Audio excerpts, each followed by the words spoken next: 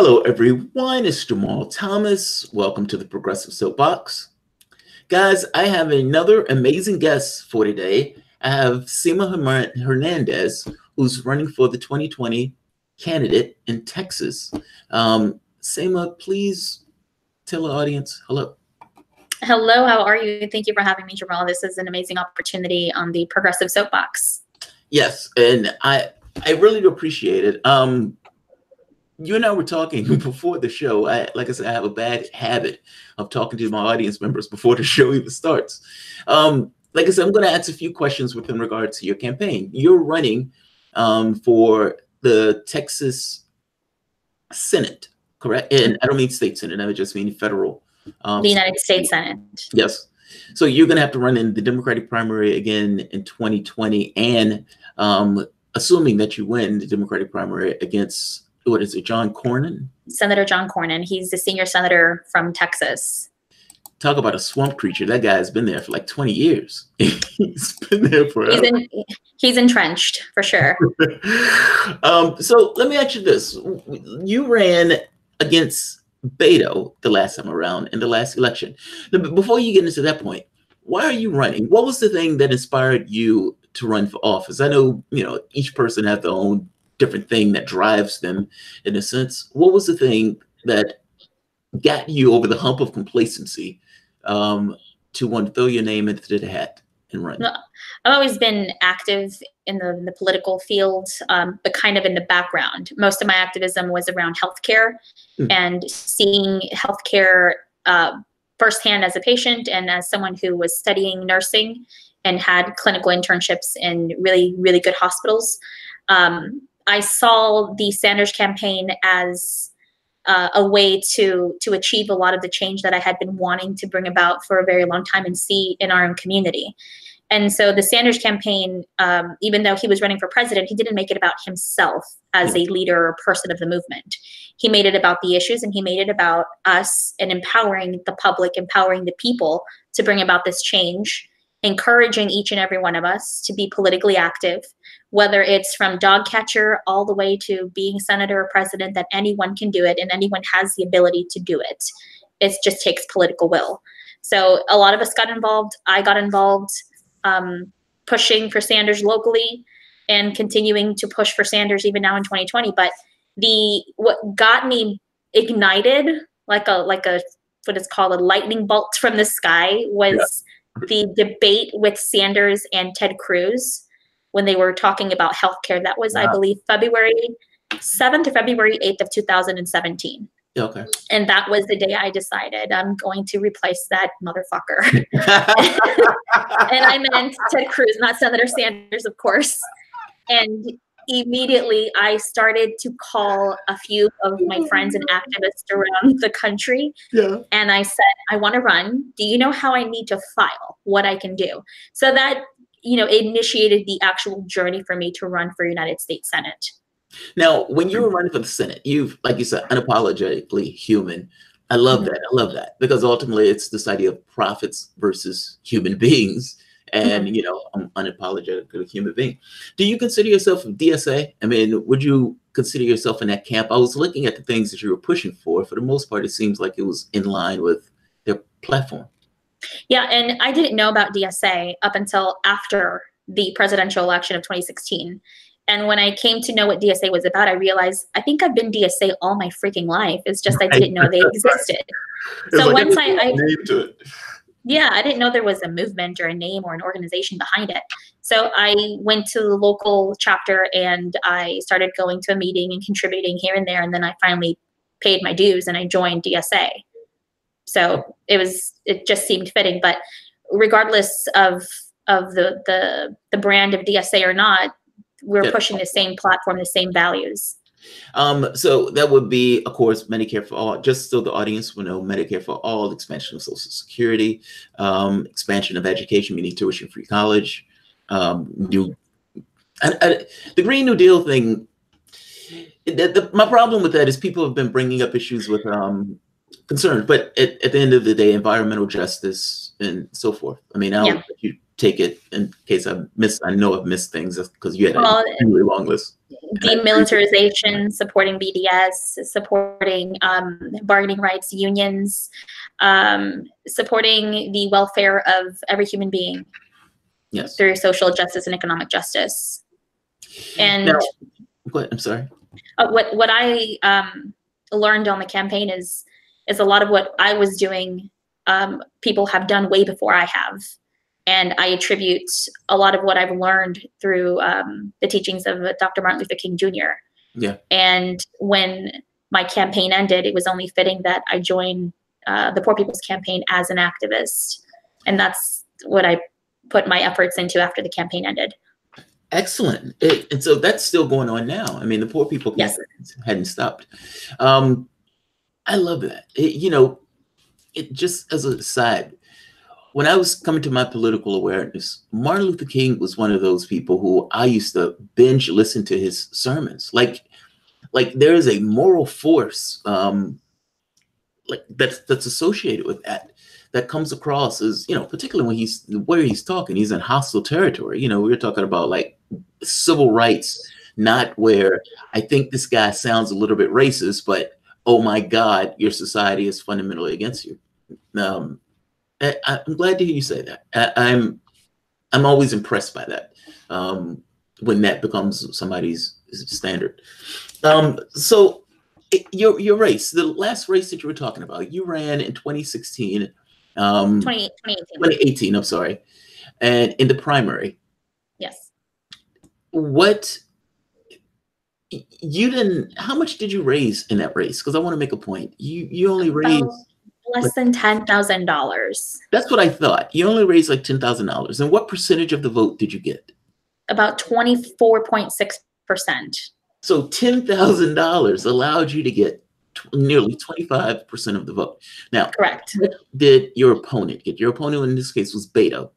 Yeah, he got about maybe 60% of the vote, and he spent $4.6 million in the primary. Christ, he spent, just so I'm clear, he spent that much money, millions of dollars, just in the primary by itself, to get 40% of the vote, when you only raised $10,000 and was able to get 25% of the vote. Well, and just to be clear, $5,000 of those dollars were spent just to register my name on the ballot with the Democratic Party. And when I did so, I faced opposition during my filing process because I didn't have time to get a cashier's check, and I didn't put the money in my bank account or in the campaign bank account. I just had the cash, and I said, I'm going to go and just pay it. And when I put the cash on the desk, they counted it, and then another person checked it and said, are you sure this isn't drug money? What? And are you serious? I am serious. We live streamed it. This event was live streamed because I wanted the people to know your donations pushed us over the top to achieve our campaign to be filed on the ballot to be eligible to be in the primary. And that was what happened. They asked you whether or not the money that you were putting on the table was drug money, because correct. People who, I guess, get drug money all of a sudden decide to run for office. Is that the thing? Well, I mean, this is pretty gross. The lady said, well, no one has ever come here with cash to pay to be on the ballot. And I said, well, this annoys the hell out of me. How on earth did she make the leap? Even if that's true. Let's say in the history of the time that office has been open, nobody has ever decided to pay with cash. Mm-hmm. But how do you take the leap from nothingness happening and this event taking place, and this event somehow is connected to drug money? That is such a bizarre jump. It's a racist and a prejudiced thing to do or say, but that was the initial reaction and response that I had in my guts, because I'm a brown woman. How dare I run for this position? How dare I get my name on the ballot? There must be some sinister reason. And the first thing that came to their mind was, are you sure this isn't drug money? He laughs about it, and then he says, I'm just kidding. Yeah, I don't think that's that was hurtful. Yeah, I don't think that's funny at all. That's one of those sub jokes. You know, it's I'm saying this kind of racist thing, but I'm taking it back. So let's pretend as if everything is okay. Yeah, that's not funny. Well, and that just gives you the backdrop, because what happened after the primary, to give some reasoning as to why we were able to achieve almost 25% of the vote, they demeaned a lot of the voters by saying that a lot of people voted for me because of my last name, because I predominantly won all of the Valley of Texas, all of South Texas, which is predominantly Latino. And they minimized our campaign and our efforts by saying, well, you know, they just voted her because of her last name. And I said, how dare you? Because people that are out there going to vote, that are serious voters, are taking the time to vote. They don't just go and simply vote because of my last name. If that's the case, they would have voted for Beto, because Beto is supposedly a Latino nickname. Yeah, they're trying to find a way to explain why you were able to get 25% of the vote with the minor funds that you had at your disposal. And that's a way of trying to minimize that. And not just that, even if that's true, those people were voting for somebody who they thought was going to represent their interests, because apparently the people they were voting for prior was not. I mean, like, that's a gross level of politics. People do care about policies, and a lot of people showed up to vote early for that same reason. And those are the most serious voters that show up and go out and vote in the primary. Yeah. And that was offensive to me. It was offensive to what we did. It demoralized the movement. It demoralized our policies and what we stood for and the real issues that really mattered. That's aggravating. That's aggravating to hear. When you had a conversation with Beto, for whatever reason, decided that he wanted to, I guess you guys wanted to meet and talk. I did. He did. Okay. Why? I'm curious about something. I was reading an article that said you guys were having a conversation about like Medicare for all and of these other type policies. And you say he was holding his chin, staring at you with this kind of, quizzical, not necessarily sure how to take you on this. But your main thing to him was, tell me that you'll support these policies and I'll back you. Mm-hmm. And what was But I didn't just tell him or ask him or, try to negotiate a deal. And again, if it was up to me, I wouldn't have met with him. But again, it wasn't my decision. It was the decision of those voters, the people who donated, the people who I am, fighting for. I owed it to them to at least come to the table and talk with O'Rourke and try to get him to adopt a lot of our issues on our platform. And when I said, I'm not here for anything else other than, negotiating these things. And if you want us to support you, we also need you to follow through. You're currently in office, in a position to sign a lot of these bills, legislation that's on the table. One of those is Medicare for All, HR 676. Now we need you to support it. We need not just say it, but we need you to follow through.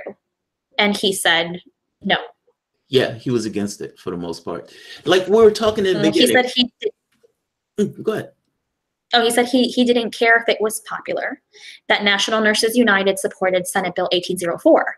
And I said, National Nurses United also supports HR 676. Hell, they co-wrote it along with a lot of the doctors and nurses and activists put this together. Yeah. So for him to say or make it seem as if I didn't know what I was talking about was completely disrespectful and disingenuous of him to assume that I don't know my facts, that I didn't do my research. Yeah. I guess the most important thing here is, though, he's not for it. Beto, one of the things that Beto did during this campaign was given this kind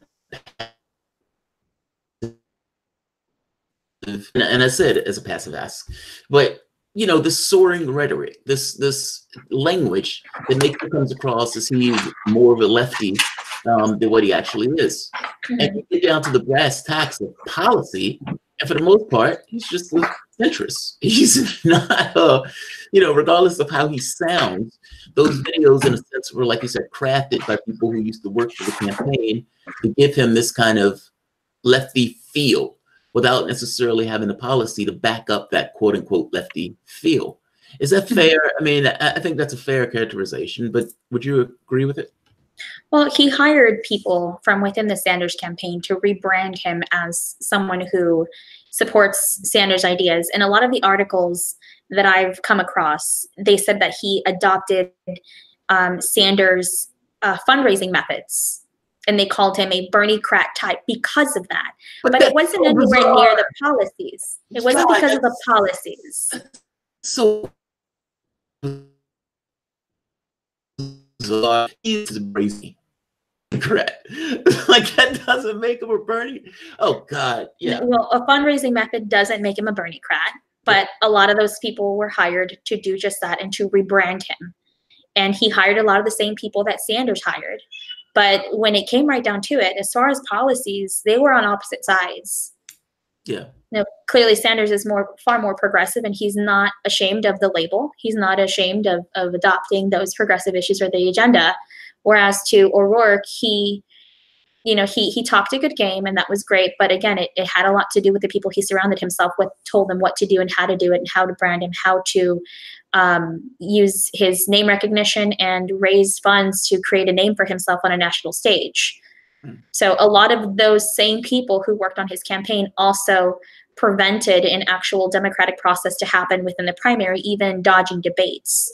I'm not sure if it was him. I'm not sure if it was his people. But had we had a decent debate between him, myself, and the other gentleman, Edward Kimbrough, that would have been a democratic process worthy of anyone claiming to be part of a progressive movement or support a progressive agenda. Progressives don't dodge debates. Simple. So he didn't have any debates with you during the primaries at all. For the most part, he just let the money swamp out the process. Correct. So in November of 2016, someone recorded and confronted him, asking him, now that Sema and other people are on the ballot, will you have a debate? He said yes. In the month of January 2018, he again confirmed that he would have a debate, but he dodged those debates, and finally his campaign team came around and they wanted a debate on the last day of early voting, and they wanted it in El Paso, in his district, in his city. And I said, how dare you? This is so disingenuous of you to claim that you believe in a democracy and a democratic process, but you continue to circumvent these debates to fit your schedule. And I thought to myself, how arrogant of him, how elitist of him to want to debate on his time in his city, how he wants it with his people, instead of having it in a city which is the third, if not the fourth largest city in the United States, with the most diverse population that would get a lot of media coverage. Why didn't he just accept the debate? Well, from the standpoint of people like Beto, when you have an advantage of that much cash, it's a disincentive. Like there's a disincentive. It's from a politics standpoint, taking out right or wrong, taking out whether or not you should do it for the betterment of democracy, taking out all of the reasons that, let's say, these high ideals of why somebody would do something like that, taking away all of that stuff, and you're left with just the basic, grim, dirty politics of it. It is to his advantage to say, I don't want to do it, and to run from that.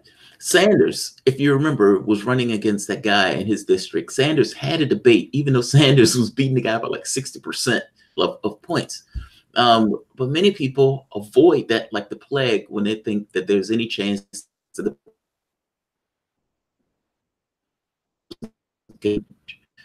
debate with you, because he didn't want to take the opportunity or the chance that you could essentially win that election just based on disparity between the two people. Well, and again, that goes to show that it's either him or his campaign people who claim they work for Sanders and believe in this democratic process, that claim to be progressives, that saw this happen in 2016, where there was debates that were promised and debates that were dodged. Yeah. These same people who claim to work for the Sanders campaign, now working for Beto O'Rourke, managed to do the same thing as the Hillary Clinton campaign, dodge debates.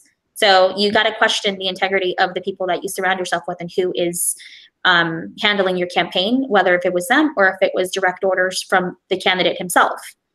So you got to question their motives. Let me ask you this, from your vantage point, when I started doing the channel, there's things that you learn when you start doing the channel. it's like the I know before.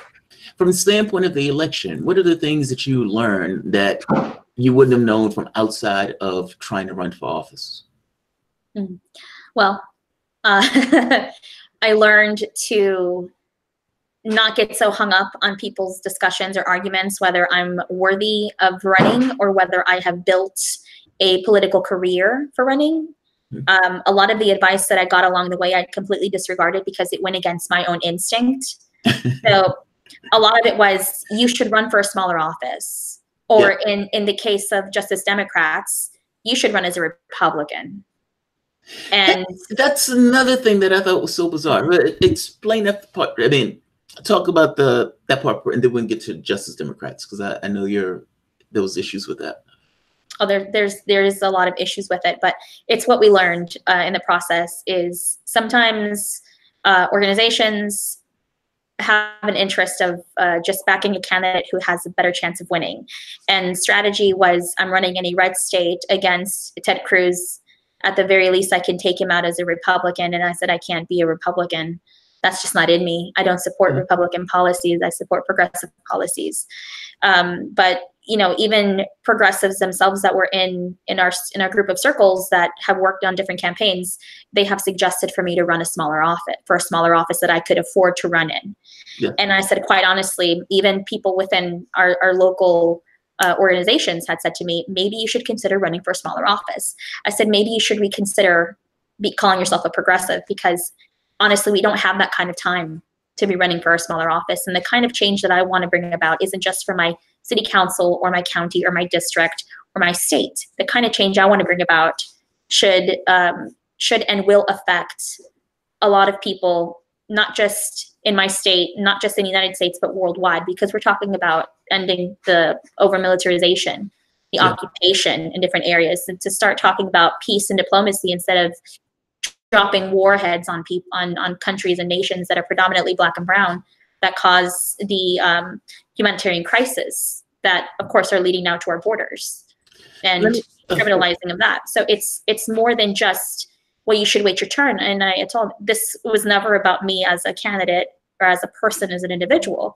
This is more about bringing change for everyone and backing a moral movement, a radical moral movement for a positive change for every single one of us. And so people with privilege don't tend to understand where I'm coming from, because they haven't lived what we have lived, what we consider everyday life. Yeah. The people in DC live in their own bubble. They make decisions based on their lifestyle and what they see and what they experience, without stepping outside of it and getting to know what our daily struggle is just to keep a roof over our head. So two things. The one, the Justice Democrats part. I'm finding that fascinating. They wanted you to run as a Republican. Now, in running as a Republican, they wasn't necessarily going to accept you running as a flaming lefty on this. What expectation did Justice Democrats have from the standpoint of you running as a Republican? That just sounds so odd. I really don't know what they expected, but my reaction was no. And they said, well, they're going to stay out of the race altogether. And I said, okay, well, with all due respect, I'm going to run with or without you. They said that even if they considered putting me on the slate, that I would take up a lot of their resources just to help run my campaign. Well, and Paula Swearingen $16. So, I mean, when you look at the election stuff, where you can see how much, they donated to the candidates, they only gave her like $16 in West Virginia. Okay, and that brings up another great point that we've talked about before with other candidates, other people that I've supported, that I nominated to be on Justice Democrats, is a lot of the money was not used, for the candidates, and that's unfortunate. So I would urge people consider donating instead of donating to a PAC, because that's what Justice Democrats is. It's a PAC, much like many organizations. If you want to support your candidate, donate to the candidate themselves. That way you know where the money's going to. And for instances, if you donate to a PAC, they get to decide which candidate they spend the money on, what kind of expenditures they're going to spend. And it's far better use of your money, whether it's $1, $3, or $2,700. It'll be used on your candidate. I never understood the giving to the PAC thing, to be honest. Like from the standpoint of people, if you want to give money to somebody because you believe in them, you give it to the person. Like, Correct. if it seems odd to me that you would give it to a PAC, in which case you just let the PAC decide to do what it wants. And in this case, the PAC, a large share of that money wasn't used for the candidates themselves. Like, Correct. you can look at the money that was given to the candidates and you think to yourself, well, instead of those people giving the money to the PAC, if they would have given it to the candidates, more of the money would have been able to go directly to the candidates themselves. Yes. And they would be able to hire locally and run their own campaigns and buy what they saw that they needed, like union printed shirts instead of shirts that an organization bought from Amazon and then sold it. Yeah. It's simple little things like that that make a difference, because you get to invest the money in your state to hire people within state to do these things, to run a campaign. Man, I agree with you on that. I totally agree with you on that. So they didn't help you at all. I mean, they didn't give you any assistance at all, because for the most part, they wanted you to run in a particular way. And when you turned them down and running that way, they essentially cut ties. Yeah, well, I was going to be endorsed for a district that they already had a candidate for. So there was a lot of disorganization, miscommunication on their behalf, not. But, regardless, I said clearly what I was going to run for. And they said no, unless, I run as a Republican. And then they thought about it and they just said, we're just going to stay out of it altogether. But then a few weeks later, their candidate, their founder from TYT, Cenk Uygur, was pushing for Beto O'Rourke to get on the slate. And that was a whole other chaotic monster that I didn't want to have to deal with. But to say that you're going to stay out of it and then start promoting my primary opponent, that's disingenuous on their behalf to claim that they're supporting progressives. Beto doesn't even support Medicare for all. I mean, how can you be a Justice Democrat and not support Medicare for all? I don't. I guess to each his own on that one. That's an odd thing to ask somebody to get into the race as Republican, even though the person is a complete lefty, in order to just screw with the Republican side. And that's assuming that you're to beat Ted Cruz. Like, some of this is a little bizarre. So you're running for the Senate seat, and like you said, there were certain things that you want to accomplish. What's the problem with running for a lesser office? And I don't mean that as a criticism in running this. So let me be very clear on that part. You brought up that some people said, hey, why don't you run for a lesser office because of the funding and that type of thing, and your chances will be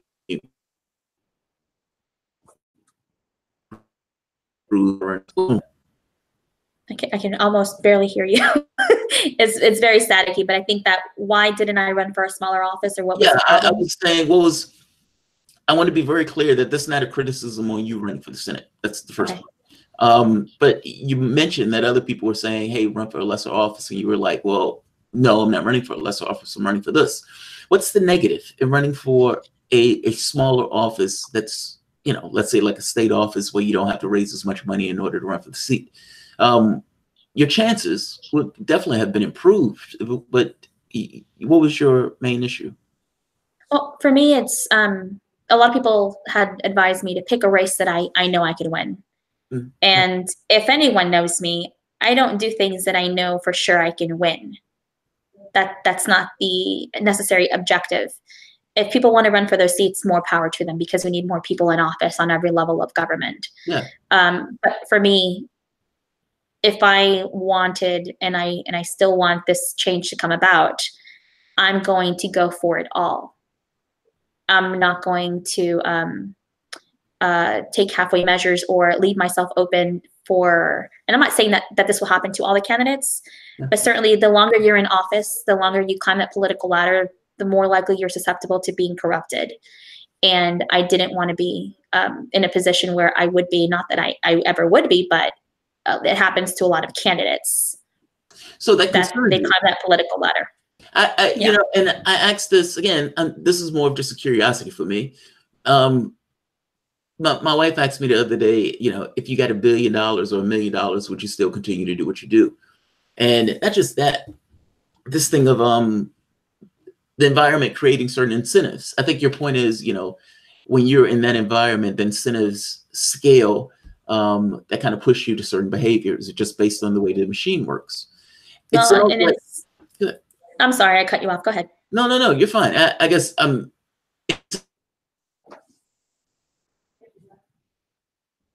you're releasing right for some level of corruption, and I don't necessarily want to be in this particular environment for a long period of time. I want to be able to push soon, like for what you're trying to accomplish. Well, and again, maybe I should be a little bit more clear about this. Is and I forgot what the point I was trying to make because I kept trying to hear you and it kept breaking up. The change that we want to bring about is the radical one, and we need every single person in office to do it. That's for sure. But it's a process for me, and it's more of the same mentality. Is you have to start from somewhere. You might as well start from the bottom and work your way up. And this is the same tactic that the political pundits tell you. You didn't pay your dues. You don't have political experience. You need to get your foot in the door, and this is how you do it.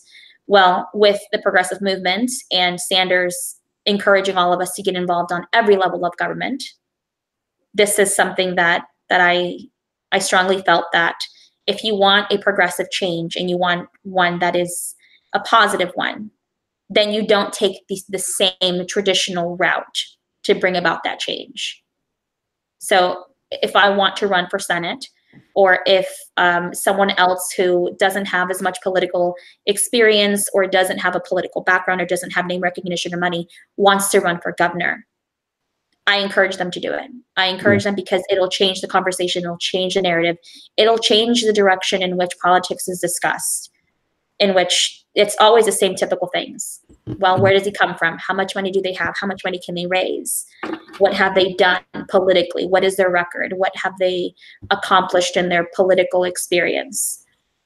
It's time for people to run for office that live like us, that represent us, instead of representing what usually is represented in Congress, the wealthy millionaires and billionaires, corporatists, and nothing against lawyers, but usually corporate lawyers that are running for office doing the bidding of their donors.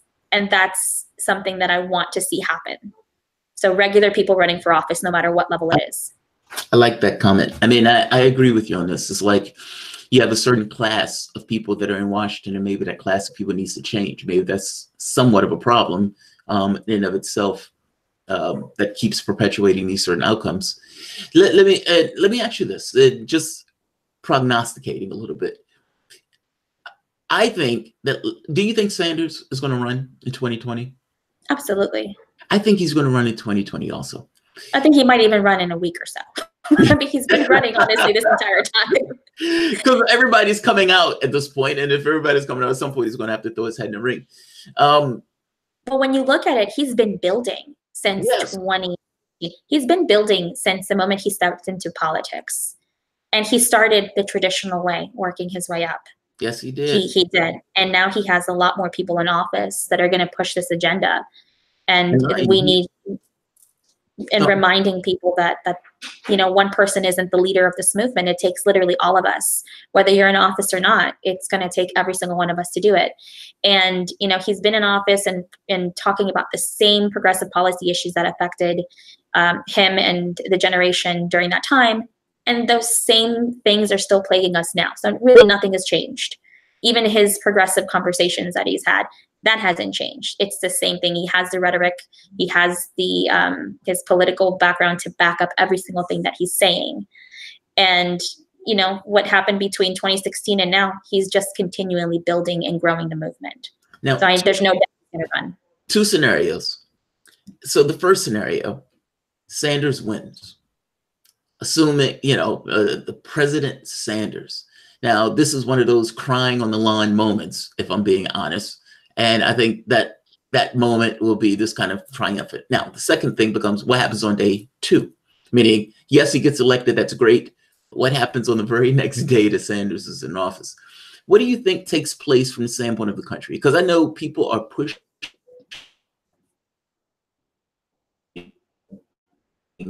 Always curious about, because clearly if they're pushing, they have something in their heads on what the world looks like with the Sanders, with this awareness that the world doesn't change overnight. What happens in the presidency of Sanders? What do you think is going to happen, or what at the very least do you foresee happening in something like that? Well, I anticipate that with him being elected, there's other progressives in office being elected and occupying every single chamber of Congress, and all the policies that he was campaigning on, that progressives are campaigning on and got elected, will get pushed through and will be signed immediately. Wow, that's hardcore. So, well, remember, the president can't push this legislation on his own. No, he needs people in office to do it. Yes. So understand that just having President Sanders or Senator Sanders as president is not going to end all the policies that have happened over the last 40 years. Yes. It's going to take people in Congress that support these issues, that are willing and are going to have the political will to write this legislation and push it through to get it on his desk to sign it. See, and I would argue a secondary thing. I think Sanders is going to face tremendous opposition. Like President Sanders, I think he's going to freak certain people in the political class out. But if Sanders gets elected, I agree with you that it means that there's going to be people in the Senate and the House that get selected. On top of it, meaning he's bringing people in with him in this kind of wave of sorts. But I'm curious on, I think he's going to get serious opposition, or at least certain things. But I do agree with you that a lot of the stuff he's going to push through is going to pass. That said, I think he also needs the public. Like, maybe not necessarily the Yellow Vest movement, but certainly something like the Yellow Vest movement. And I'm not opposed to that. I'm not opposed to that either, because at the very least, when Occupy Wall Street was there was a magnificent opportunity to say that, look, all these people are out there freaking out. I, as a president of the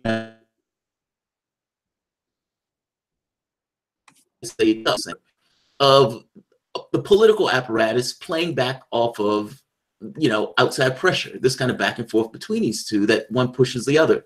But instead, Obama essentially crushed Occupy Wall Street, or assisted in the crushing of Occupy Wall Street, while essentially, using it in his rhetoric without actually doing anything about it. The second scenario, Sanders loses, and as Bob Ramirez says, turns around and bends the knee to support Kamala Harris. Now, at this point, I would end my show and I'd be like, I'm done. I'm done. I'm going to talk about UFOs or something. I'm done. But A, do you think he would support whoever the Democratic person is? Let's, not saying he was cheated, but maybe if he was cheated, but whatever the process is. And if that person gets elected, B, do you support that person? Meaning, do you turn around and vote for Kamala Harris or Cory Booker or Christian Gillibrand? Look, I find this to be one of the worst case scenario. Persons are putting their eggs in a Sanders basket. And if that Sanders basket is eliminated, what 2020 looks like to a lefty becomes treacherous territory. That's what I think. Okay, give me a second. Sweetie, the carrots are over there. You can go get them. Okay. He wants carrots, so he's got to get carrots. You're fun. Sorry. Well, I have 4 boys, and this is my little one. He's going to be 6 next month. So, wow. Yes, they're fun. But, we're all pushing and we're all hoping that Sanders, well, I'm not sure all of us, but pretty much the progressive movement, people who support the progressive policies, are supporting Sanders. If for some unforeseen reason he does not get the nomination, and I say that because it hurts, right? It hurts to say that. Let's be honest. It absolutely does hurt. It hurts to say that. When you're talking to lefties, I think lefties sometimes make this assumption that, Yeah, and will he do, supporting another Democratic nominee? That's even worse. It hurts. It hurts. It hurts to contemplate. And it does hurt, because if their policies that they supported in the past don't support the progressive movement, then it's no, I don't know. Yeah, we'll wait and we'll see.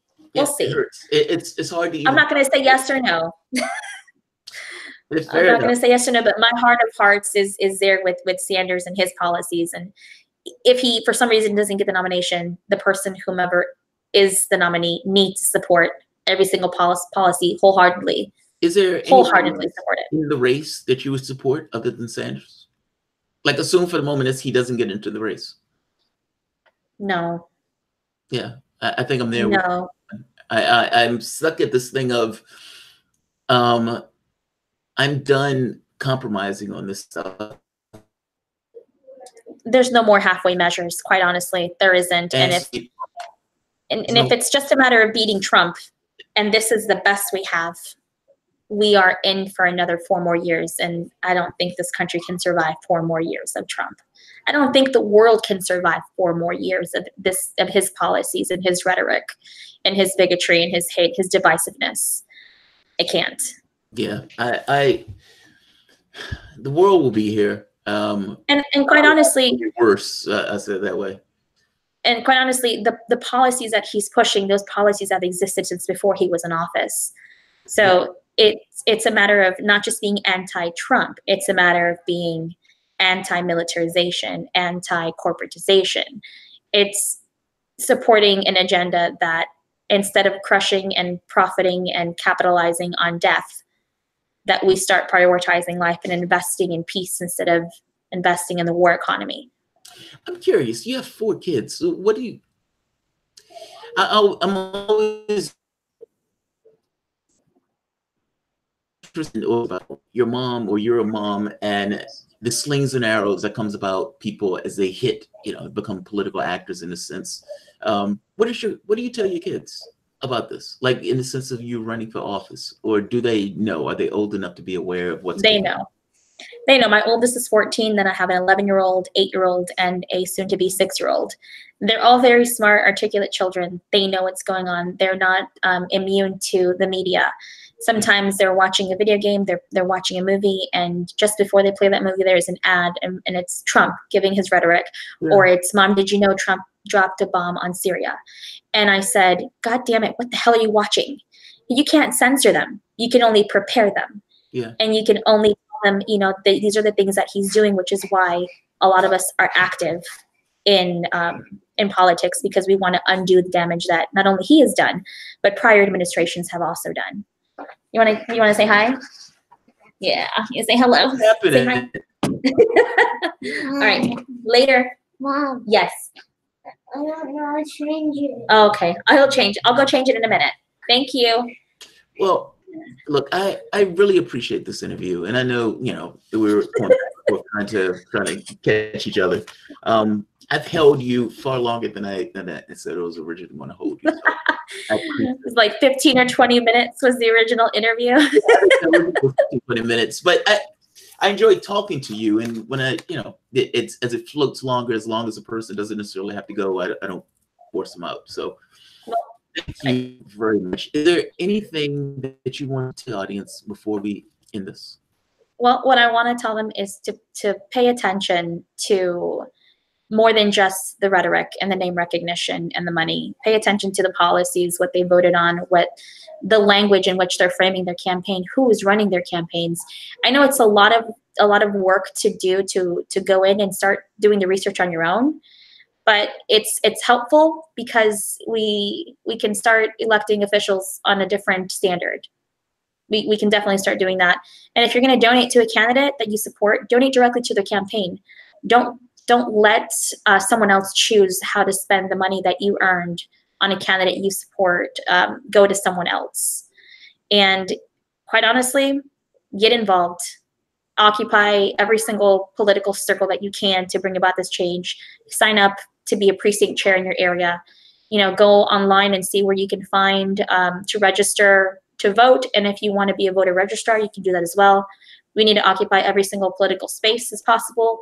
If someone is having a conversation based on those same things, which is name recognition and how much money they can raise, be a voice that will sit there and have a conversation based on policy issues that matter. And to end this, interview, go to my website, semafortexas.com, and make a donation. Every single dollar counts, and it helps us share our message across the state of Texas, which is a huge state. And I got to travel it all. Oh, yeah.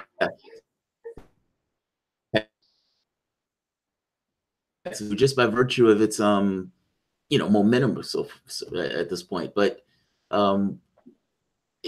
it's becoming like if Texas goes blue, that's It's a wrap. You know, trying to get Texas to cede from the Union. At that point, Texas really is going to cede from the Union. So, J. Scott, Sema, we need you in office. You can win a House seat.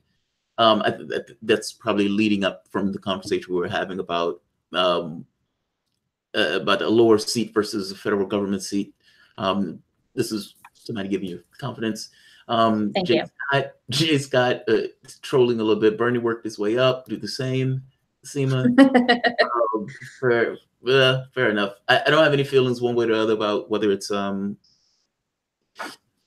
course I would prefer you get in the federal government, but if you can get in the state, I'd be just as happy with you in the state. So either one. So this is choice. Trina will be fine. All true progressives need to take a giant step to the left and unify on the progressive influence. Thanks for interviewing Sema, a real human being, no BS. Thanks. This Trina be fine. Sema, once again, thank you. If you guys enjoy the content, please feel free to share, like, subscribe. You can always support the patron. And Sema Hernandez, you can find her. I'm going to put her link at the bottom of this video so you can essentially click on it and find her site. So, No problem. Thank you so much. Have a good one. Bye-bye.